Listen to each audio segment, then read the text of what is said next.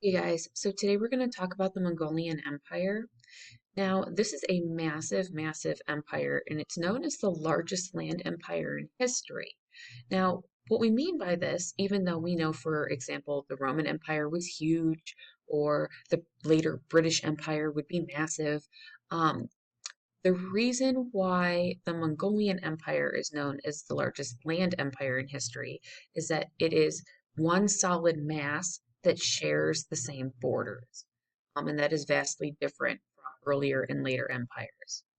Now, this is done through the unification of several nomadic tribes that start in Mongolia and spread outward to China, to Russia, and then into the Middle East.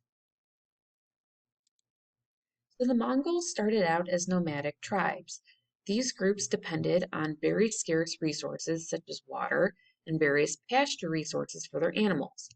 In times of scarcity, conflicts would occur between the different tribes, and it would result in the extermination of smaller groups, and it resulted in the formation of alliances as well as migration away from Mongolia.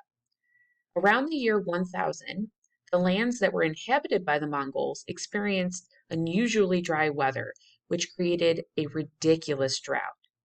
Now, the lack of availability of already scarce resources put pressure on the nomadic Mongols, causing them to further move outward. The Mongol groups were strongly hierarchical, and they were headed by a single leader that they called their Khan. But the Khan had to ask that their decisions be ratified by a council of the leaders of various powerful families within the tribes.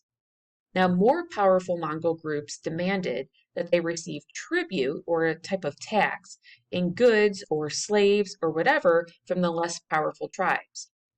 Some of these Mongolian tribes were actually able to live almost entirely on tribute that they were collecting from other groups. Now, the various Mongolian groups formed complex federations that were often tied together by marriage alliances. So, women that were from more prestigious families had a very important role to play in negotiating these alliances because they were married off from one family to another. The wives and mothers of various rulers traditionally managed state affairs between the death of a ruler and the selection of a successor, because they worked to secure a relative to the position, and this would maintain their power. The seasonal movements of the Mongol tribes brought them into contact with Judaism, Christianity, Buddhism, Islam, and a ton of other religions. So the Mongol Khans were thought to represent the sky god. This is the common belief among the Mongolian people. And they also believed that the Khan, as a sky god, transcended all other cultures and religions. And so, therefore, the Khans were then conceived of as this universal ruler who, regardless of the different religions of the people that they came in contact with, he was above them. In the early 1200s, under the leadership of Genghis Khan and his subsequent successors, the Mongols were able to conquer all of North China and were a major threatening force against the southern Song dynasty. They were also able to expand westward toward Europe. So it is during this period that we start to see multiple Mongolian realms pop up across Eurasia. The section that you see in the yellow is known as the Golden Horde. Now, they're important to us because this is actually where we will find the beginning of Russia as we know it. So we will come back to this topic later in the unit, but I wanted to give you guys an idea of where the various Mongolian provinces were. Now, even though they look like they're separated, this is all one great Mongolian empire that even though each one has its own Khan that's in charge of it, there's a quote unquote great Khan, one person that actually is above all of the individual Khans.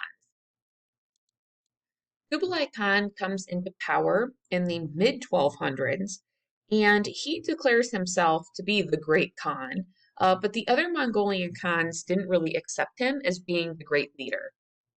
So instead, he sets its sights on China and he founds what is called the Yuan Empire, and he places its capital at Beijing. So he is successful in conquering what is left of the Sung dynasty. And now we have the Yuan Empire under Mongolian rule, in control of most of China.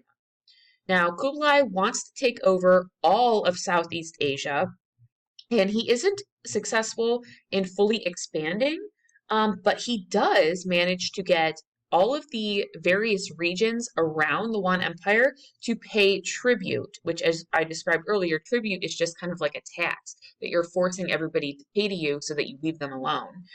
He is able to get all of the neighboring areas to pay tribute to his empire.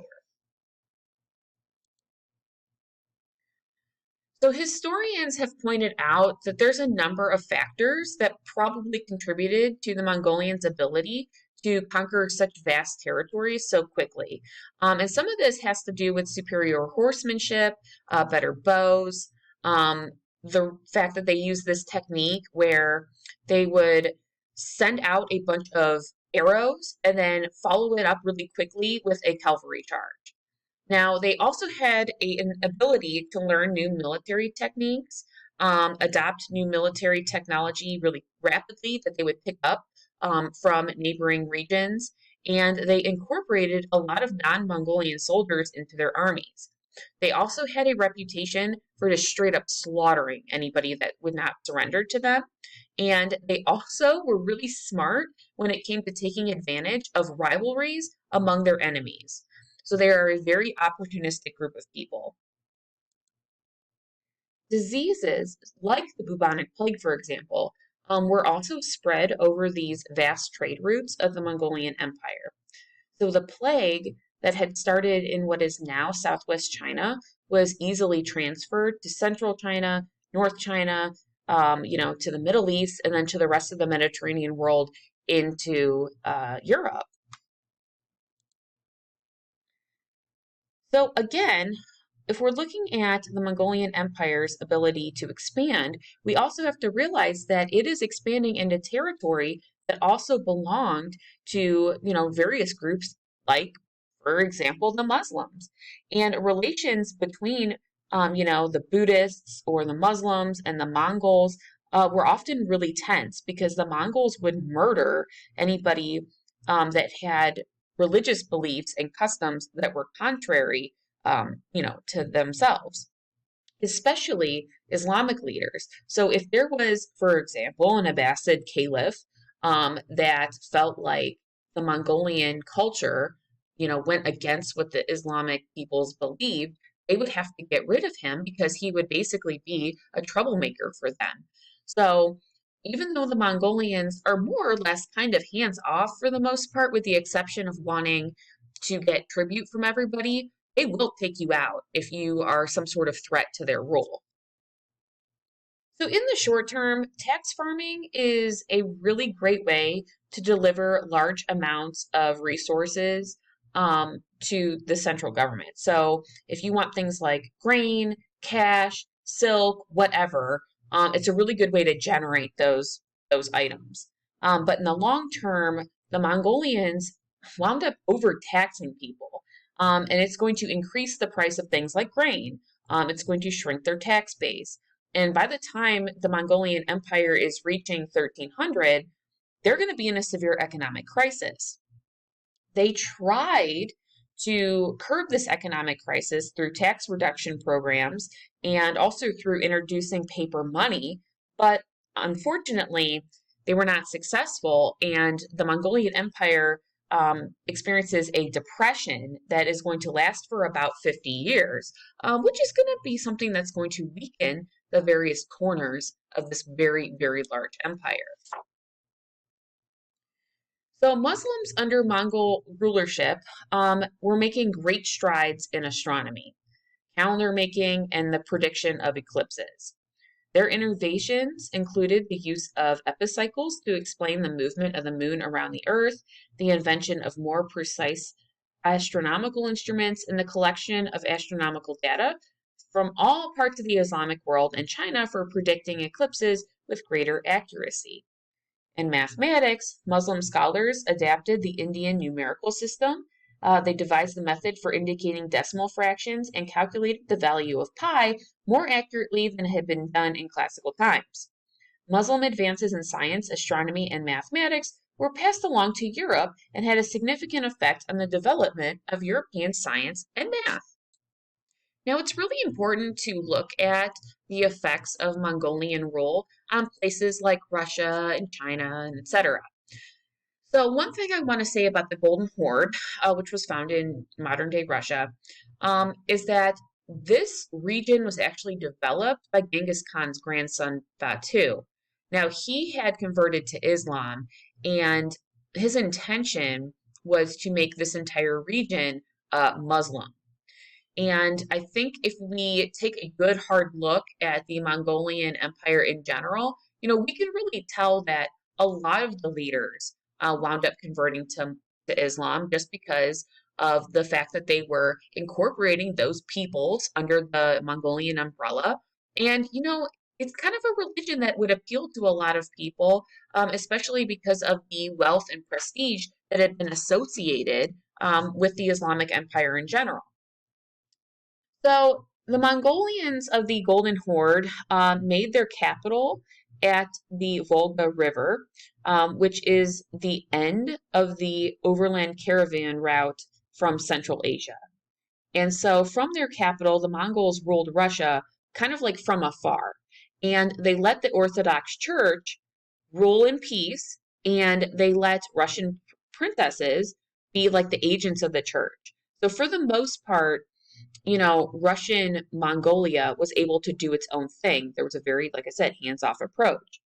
But like with other Mongol realms, the main goal of the Golden Horde was just to extract as much tax revenue as possible from these people.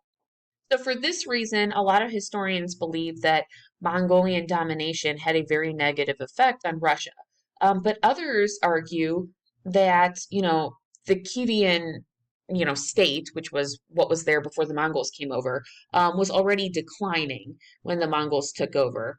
And, the fact that it was being overtaxed was actually the fault of the Russian princes that were working for the Orthodox Church, not the Mongolian Empire itself.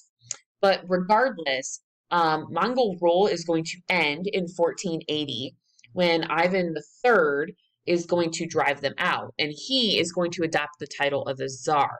So this is when we start to see, czars and those types of dynasties and monarchies come about in Russia, things that we really tend to associate with traditional, Russian aristocracy and rulership.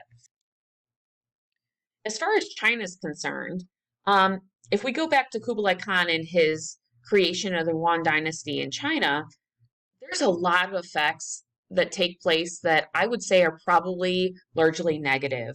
So there was some religious toleration of the people in China, but Chinese people were kept at a lower social status than Mongols. So, like, Chinese were not allowed to learn the Mongolian language. Chinese and Mongols could not marry each other, it was outlawed. Mongolian women had way more freedom than Chinese women, and Mongols used foreigners in governmental positions, but not Chinese. So, in both the Golden Horde and in the Yuan Empire in China, the Mongols loved to take like random Muslims and put them into government positions. They did this because they thought the Muslims were super smart, well educated, well read, and so they trusted them to run the governments of these different empires. Now, ultimately, the Mongols attempted to expand China by taking over both Vietnam and Japan, but they were not able to do so. Now, Mongolian rule in China is going to end in 1368 when a Chinese leader named Zhu Wangzhang brings about a rebellion. And he is going to overthrow the Mongols and he is going to establish what is known as the Ming Empire. Now, the Mongols are going to continue to hold power in Mongolia, Central Asia, and they were going to, go through to try to continue expanding their power. But they're not successful.